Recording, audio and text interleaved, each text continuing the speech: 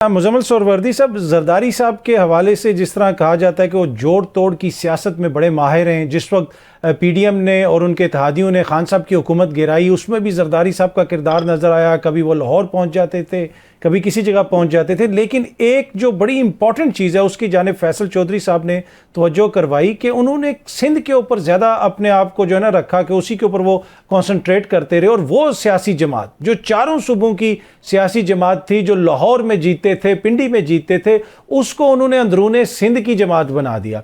तो जो ये कहा जाता है कि जी सियासत का पीएचडी जरदारी, एक जरदारी सब पे भारी, तो आप भी उनकी सियासत को इसी नज़र से देखते हैं कि कामयाब सियासत की है उन्होंने? नहीं, मैं नहीं समझता। देखिए, वो खुद को तो किंग ऑफ बलूचिस्तान कहते थे। वो कहते थे बलूच सारे मेरी जेब में हैं। और वो कहते थे कि मतलब 2017 में मुस्लिम लीग नून की बलूचिस्तान की गवर्नमेंट गिराकर वो फतह के निशान बनाते थे कि मैंने गिराई है मुस्लिम लीग नून की बलूचिस्तान की हुकूमत। फिर सादिक संजरानी वाला और बाप पार्टी वाला सारा ऑपरेशन करके वो उसका सिला लेते थे कि ये मैंने किया है, मैं बलूचों को ज़्यादा बेहतर जानता हूँ, मैं बलोच हूँ। वो कहते थे, पहली बात वो ये कहते थे कि मैं बलोच हूँ और बलोच बात भी सिर्फ मुझसे करते हैं। ये तो हमने पहली दफा देखा है कि किंग ऑफ बलूचिस्तान आसिफ जरदारी को के साथ बलूचिस्तान में कोई चलने के लिए तैयार नहीं, वरना 2016 से तो हम किंग ऑफ बलूचिस्तान आसिफ जरदारी को ही समझ रहे थे कि वो चाहे तो नून की हुकूमत गिरा दे, चाहे तो बाप पार्टी बना दे, चाहे तो सेनेट को उठा दे, चाहे तो बलूचिस्तान के सर पे, चाहे तो बाप पार्टी के वोट लेकर यूसुफ रजा गिलानी को लीडर ऑफ द ऑपोजिशन बना दे। बलूचिस्तान की सियासत तो सारी की आसिफ जरदारी नहीं है।